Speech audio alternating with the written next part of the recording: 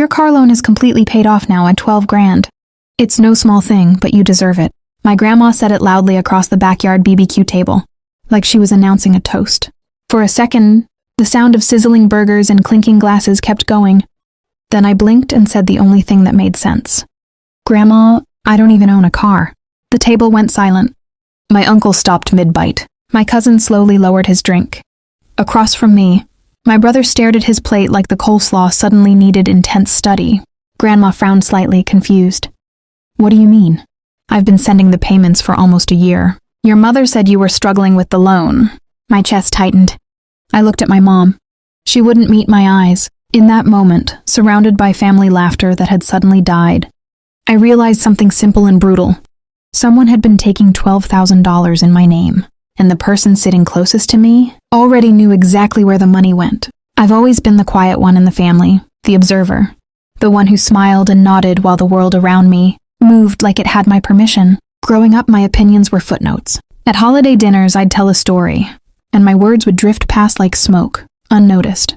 My parents celebrated my older brother's jokes, my cousin's cleverness, my grandmother's wisdom, but me? I learned early that silence was easier than arguing. I worked odd jobs through college, saving every penny for things no one cared I wanted. A camera, a small trip abroad, a dream car I'd never mention at home. People assumed I couldn't handle responsibility, that I was soft, naive, harmless. My achievements were invisible until convenient to the family narrative. Even now, at 30, I notice how people underestimate me with the smallest gestures. A dismissive shrug, a patronizing smile, a quiet assumption that I'll accept whatever they dish out. That's why hearing my grandma announce $12,000 I never earned, for a car I never owned, cut deeper than anger. It wasn't just theft. It was a confirmation of the family's pattern. I existed for appearances, not for truth, and I knew quietly that pattern was about to break. I forced a calm smile, letting it sit like porcelain on my face. Grandma shifted in her chair, frowning at me, her hand lingering over the empty plate of grilled vegetables. My uncle laughed quietly at a joke my cousin made, but their eyes flicked toward me, almost imperceptibly, like they were measuring my reaction. Are you sure, dear? Grandma asked, her tone gentle but edged with a subtle defensiveness, like I'd accused her of lying. Yes, Grandma, I said soft. I don't have a car. A pause stretched over the table. Someone coughed, awkward, hesitant. My brother drummed his fingers on the table, gaze darting between me and Mom, who looked suddenly distant, lips pressed thin. Every glance felt sharp. The way my uncle tilted his head, pretending amusement, the way my cousin smirked, as if I were overreacting, built a quiet tension in the air. Each tiny movement was a reminder. They didn't expect me to notice. I noticed. The subtle betrayals, the misdirected payments, the whispered justifications, the way my existence could be reshaped for their convenience, stacked like weight in my chest. And for the first time, I let the silence linger long enough to feel the power shift under it. Like ice cracking slowly beneath a careful step, I stayed quiet for the rest of the afternoon, letting the laughter and clinking, glasses wash over me like a tide. I didn't need to fight. My mind traced the $12,000, traced the invisible path it had taken, from my name, through their accounts, into someone else's hands, and with each passing second, the calm I had cultivated hardened into something colder, sharper. It wasn't about the money anymore. It was about recognition, about reclaiming the truth they had rewritten so easily. I realized I had been underestimating myself for decades, just like they had. I had the patience, the intelligence, and the quiet strategy to make this right, to show them that invisibility was no longer my fate. By the time dessert arrived, I had a plan. No confrontation, no shouting, no dramatic accusations. Just quiet moves, subtle recalibrations that would force the truth into the open and make the guilty feel the weight of their own arrogance. I looked at my mother, then my uncle, then Grandma. I smiled, small, unassuming, like nothing had changed. But inside I knew everything had shifted. The table's energy had changed. The air itself seemed to hold its breath. I was done being overlooked, and this time they wouldn't be able to ignore me. I spent the next week in quiet calculation, reviewing every document, every bank transfer, every message that could tie the stolen money back to its rightful owner, me. Years of filing taxes, managing my own accounts, and negotiating contracts at work had taught me patience and precision.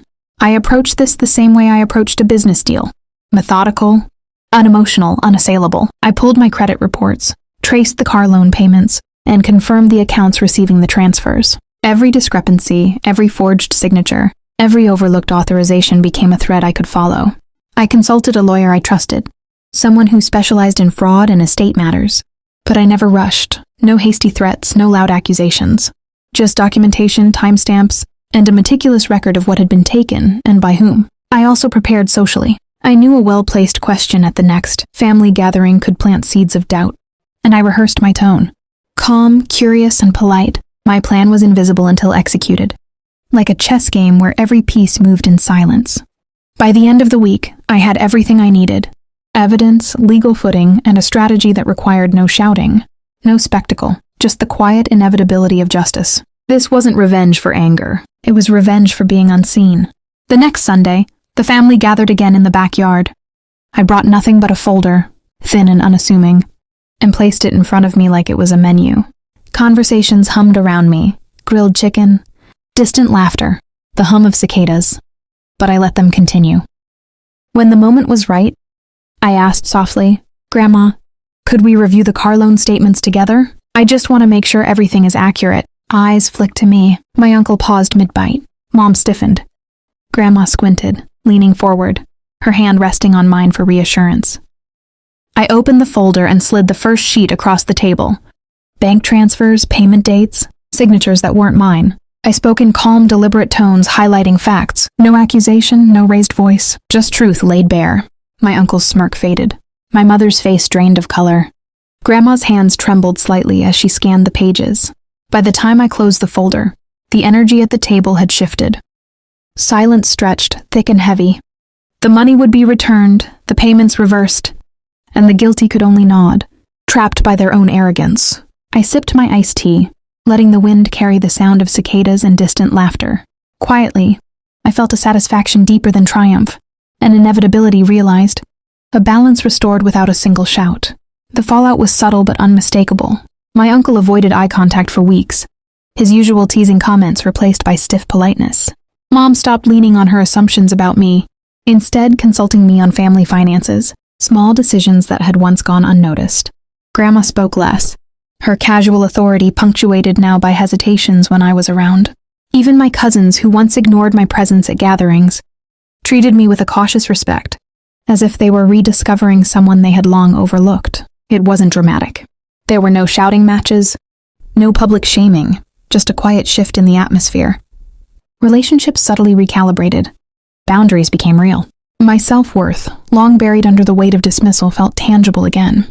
For the first time, I realized that being underestimated had been a liability only because I allowed it. Why should anyone care? Because it's a story about how small betrayals compound into lasting damage, and how reclaiming your dignity doesn't require rage or spectacle. It requires patience, observation, and quiet resolve. Some victories aren't loud. They're measured in glances, in respect restored, in truth made unavoidable. And when that happens, everyone sees the cost of underestimating someone who's been quietly watching all along. Weeks later, I watched the backyard bloom into its usual summer chaos. Kids running barefoot, the smell of charcoal drifting through the air, cicadas droning in the trees. But I felt different. The tension that had been coiled in my chest had loosened, replaced by a quiet satisfaction that wasn't about punishment, but about recognition. I had taken control without spectacle, reclaimed what was mine, and reminded them, and myself, that invisibility is a choice, not a sentence. I noticed how I carried myself differently now. Conversations flowed with weight. My voice was no longer background noise. Family gatherings, once arenas of subtle dismissal, became spaces where I could exist without pretense, where my presence demanded acknowledgement. I even considered investing the recovered money into something meaningful, a small studio for photography. Perhaps a tangible proof that patience and precision yield rewards. The future felt deliberate, not reactive. I would continue to move quietly, strategically, but never invisibly again. That night, as I closed my laptop and glanced out the window at the sleeping backyard, I realized something simple. Revenge isn't about anger, it's about balance. And for the first time, in a long time, the scales were mine to hold. I smiled quietly because finally, I mattered.